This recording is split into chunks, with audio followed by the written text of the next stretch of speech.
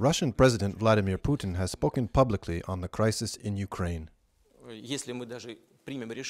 Even if I, were to make the decision to use force, it would be legitimate, and it is our interest and responsibility to defend those people closely related to us, historically, culturally, and economically tied to us. These views are largely shared by the population in Moscow.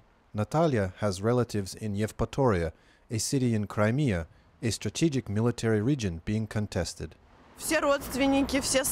All my friends, relatives, and neighbors there say that Crimea wants to be part of Russia. Yevgeny shares Mr. Putin's views that the new Ukrainian government is illegitimate. Really, it's an internal Ukrainian problem. But from a legal standpoint, it's certainly an illegal change of powers.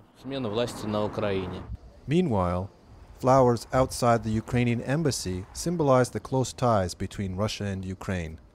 But they may also hint at solidarity with the ideals of the Ukrainians now in power. Russian defense analyst Pavel Felgenhauer says opinions could change if life in Russia changes drastically under strict US and EU sanctions. Russia is very much integrated into the international financial system, economic system, and sanctions will be very punishing if they are really serious sanctions. At Russia's stock market, the Moscow Exchange, Roman Sulzik said the conflict has only caused a predictable reaction, with some investors selling off stocks. The way that the Russian market and the exchange withstood this sell-off, like we've seen some stocks drop by something like 20%, the main index dropped by 10%. Obviously, it's not pleasant to see this, but the trading continued. We've had really good volumes. Foreign investors make 40% of the stock traded on the Moscow Exchange. Mr. Putin sees economic sanctions by the West as a tit-for-tat game. In the modern world where everything is interconnected and everybody depends on everybody one way or another, of course damage can be caused, but it will be mutual damage. And mutual damage seems the only clear inevitability for all parties involved.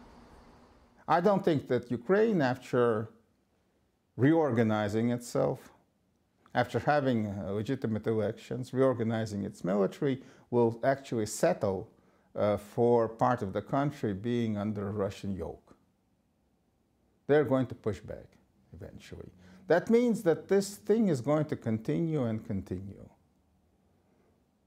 Putin will be stubborn and the Ukrainians will be stubborn. And the West most likely will also have to be stubborn. Stubbornness and diplomacy do not go hand in hand. The G8 meeting planned for Sochi is disintegrating. Reports from Ukraine speak of volunteers lining up to fight, and Mr. Putin has yet to reveal his weak spot. Michael Eckels, Voice of America, Moscow, Russia.